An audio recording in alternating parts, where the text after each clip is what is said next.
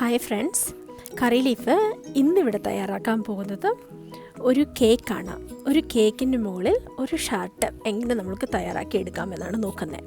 പ്രത്യേകിച്ച് നമ്മുടെ ഹസ്ബൻഡിൻ്റെ ബർത്ത്ഡേക്കോ അല്ലെങ്കിൽ ഒരു ഫാദേഴ്സ് ഡേക്കോ നമുക്കൊരു ഷൈൻ ചെയ്യാനുള്ള ഓപ്പർച്യൂണിറ്റിയാണ്. അവരുടെ മനസ്സും നമുക്ക് കവർന്നെടുക്കാം. അപ്പം ഇത് റെഡി ടു റോൾ ഐസിംഗ് ആണ് ഞാനിവിടെ ഉപയോഗിക്കുന്നത്.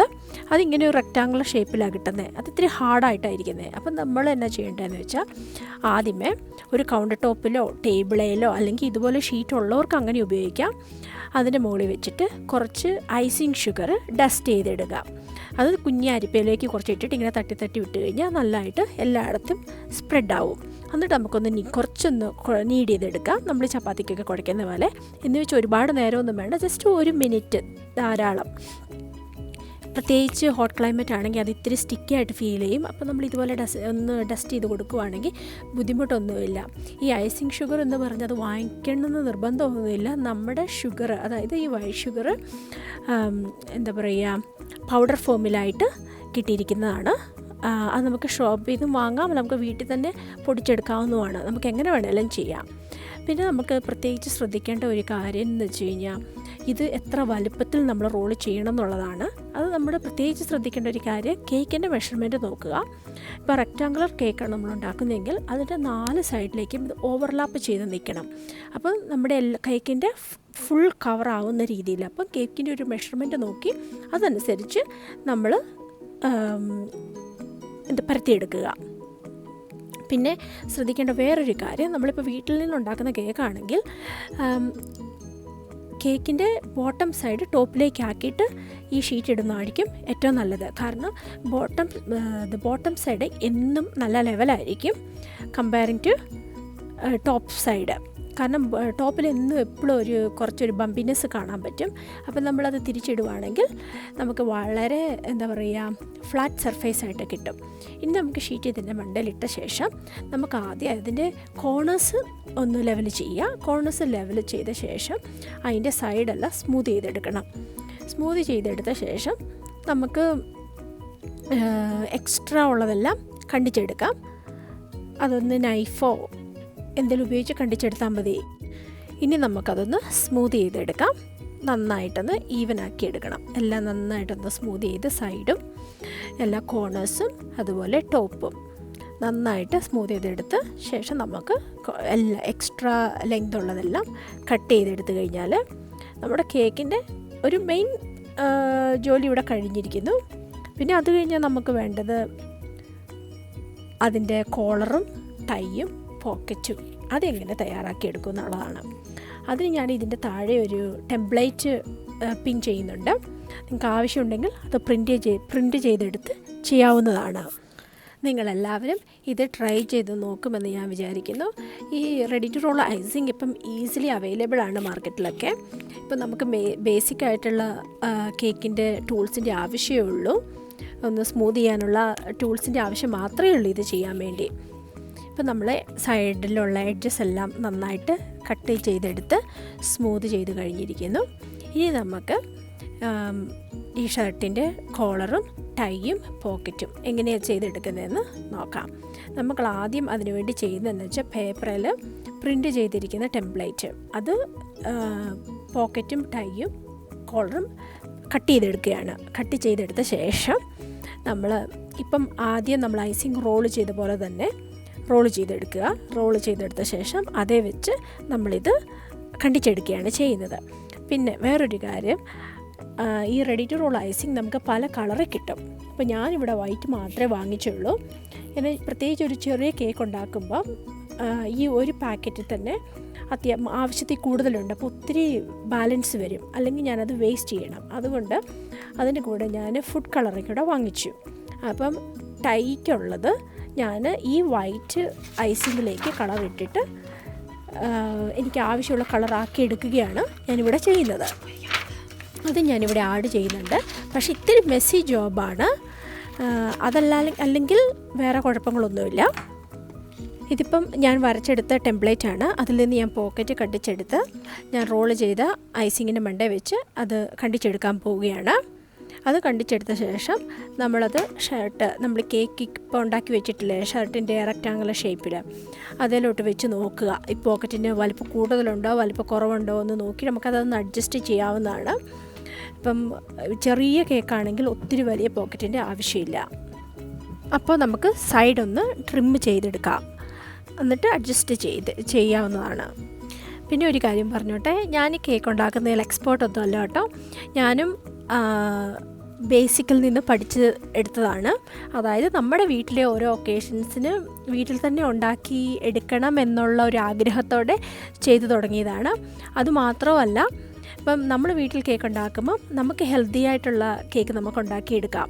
നമ്മളിപ്പം കടയിൽ നിന്ന് വാങ്ങിക്കുന്ന കേക്കിനകത്ത് അവർ വൈറ്റ് ഷുഗർ കൂടുതലായിട്ട് ആഡ് ചെയ്യും, ഒത്തിരി ബട്ടറൊക്കെ ചെയ്യും. ഞാനിവിടെ ഓയിൽ ഉപയോഗിച്ച് ഉണ്ടാക്കിയ കേക്കാണ്. അതുപോലെ തന്നെ ഇതിനകത്ത് ഞാൻ ബ്രൗൺ ഷുഗർ മാത്രമേ ആഡ് ചെയ്തിട്ടുള്ളൂ.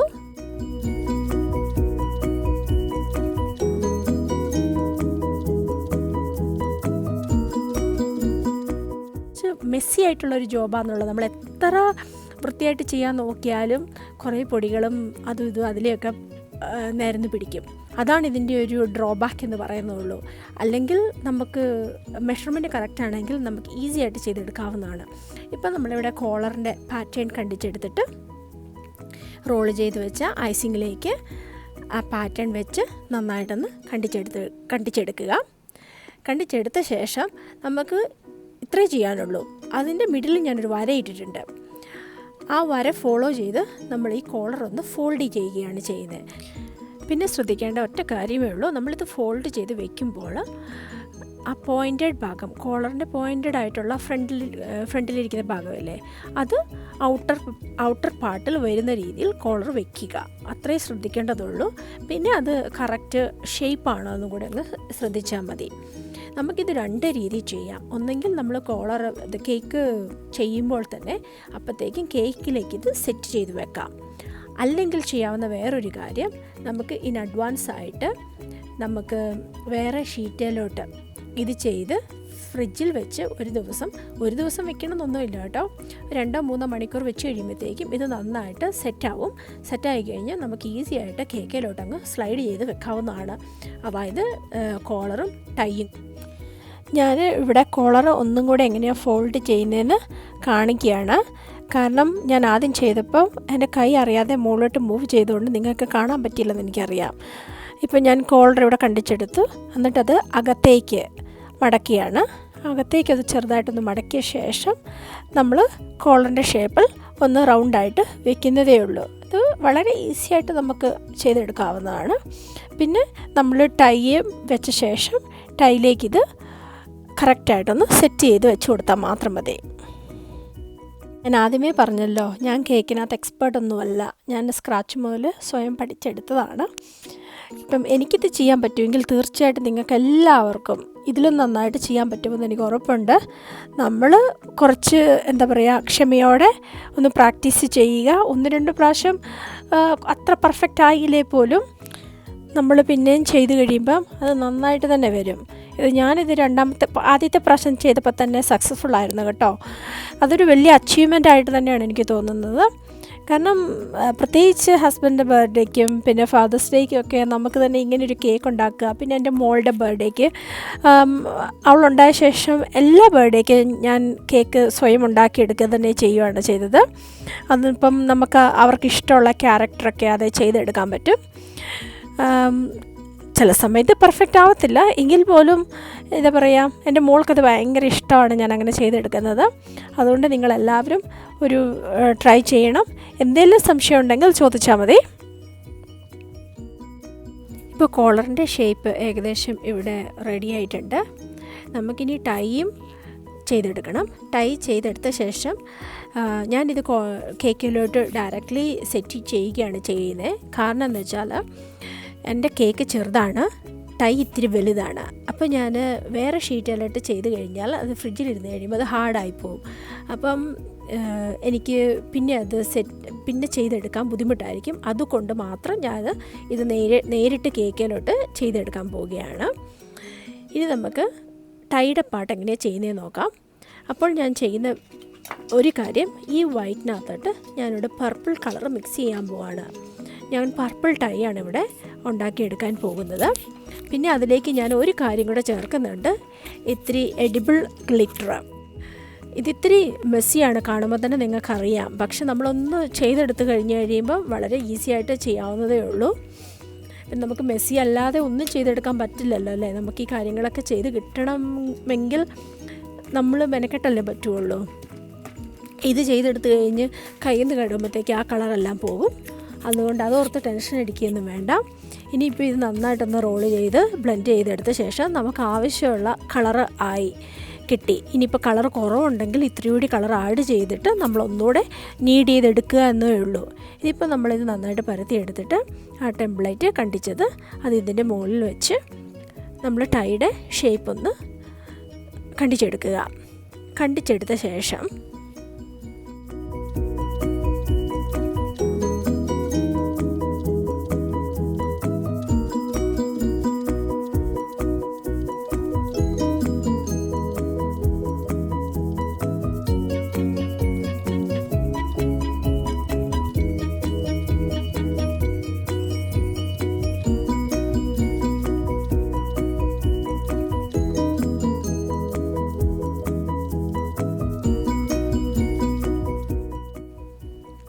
ഇനി നമുക്ക് ടൈ ആദ്യം വെച്ച് കൊടുക്കാം. ടൈ ആദ്യം വെച്ചിട്ട് അതിൻ്റെ ടൈയുടെ മോൾ വശത്ത് ഒരു ചെറിയ ബോൾ പോലെ ആക്കി അത് ആ ചെറിയ സ്ക്വയറല്ല ആ ഷേപ്പിൻ്റെ അടിയിലേക്ക് വെച്ച് കൊടുത്തിട്ട് നമ്മൾ ടൈ അടിയിൽ നിന്ന് മെല്ലെ ഒന്ന് പൊക്കി കൊടുക്കണം. പൊക്കിയ ശേഷം നമുക്ക് ആ ടൈക്ക് അവിടെ ഒരു ഷേപ്പ് ഫോം ചെയ്യണം. കാരണം ഒരു ചുളിവ് വരുമല്ലോ. ടൈ നമ്മൾ കഴുത്തെ കെട്ടിക്കഴിഞ്ഞ് കഴിയുമ്പം അവിടെ ഒരു ഫോൾഡിങ്സ് വരത്തില്ലേ, ആ ക്രീസസ് നമുക്ക് അവിടെ ക്രിയേറ്റ് ചെയ്യണം. എന്നാലേ ആ ടൈക്ക് അവിടെ ആ ഭംഗി ഉണ്ടാവത്തുള്ളൂ. അതപ്പോൾ നമ്മൾ അടിയിൽ നിന്ന് കൈ കൊണ്ട് മെല്ലെ പൊക്കി കൊടുത്ത ശേഷം അവിടെ ഒന്ന് ഷേപ്പ് ചെയ്തെടുത്താൽ മാത്രം മതി. അത് കഴിഞ്ഞ ശേഷം നമുക്ക് ആ കോളറ് ആ ടൈയിലേക്ക് സെറ്റ് ചെയ്തെടുക്കണം. അത് കറക്റ്റായിട്ട് അങ്ങ് ജോയിൻ്റ് ചെയ്ത് വയ്ക്കണം. അത്രയേ ഉള്ളൂ പണി. ഇപ്പം നമ്മുടെ ടൈയും കോളറും എല്ലാം റെഡിയായി കഴിഞ്ഞിരിക്കുന്നു.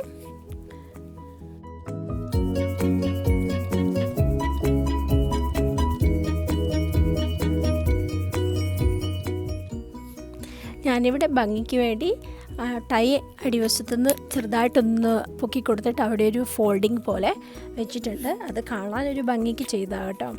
പിന്നെ നമുക്ക് ഈ ടൈ ഞാനിവിടെ പ്ലെയിൻ ആയിട്ടാണ് ചെയ്തിരിക്കുന്നത്. ഞാനിതിൻ്റെ അവസാനം അതിൻ്റെ മുകളിലേക്ക് കുറച്ച് ഗ്ലിറ്റർ പെയിൻ്റ് കൂടെ അടിച്ചു കൊടുക്കുന്നുണ്ട്, ഒരു ഗ്ലൈസിങ് കിട്ടാൻ വേണ്ടി. നമുക്കിത് സ്ട്രൈപ്പായിട്ടുള്ള ടൈയോ അങ്ങനെ പല രീതിയിലുള്ള ടൈ ആക്കി എടുക്കാം. എങ്ങനെ ചെയ്താലും അതൊരു അടിപൊളി കേക്കായിരിക്കും. അത് വളരെ സിമ്പിളായിട്ട് നമുക്ക് വീട്ടിൽ തന്നെ ചെയ്തെടുക്കാവുന്നതാണ്.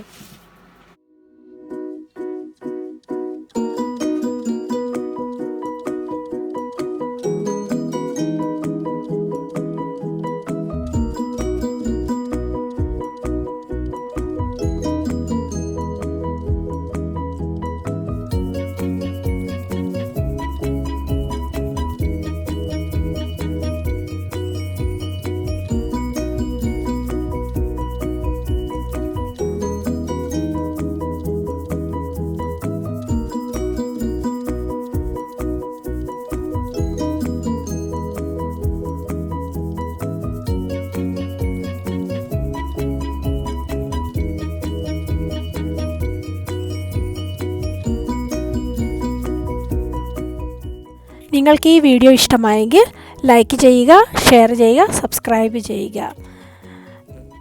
Thank you once more.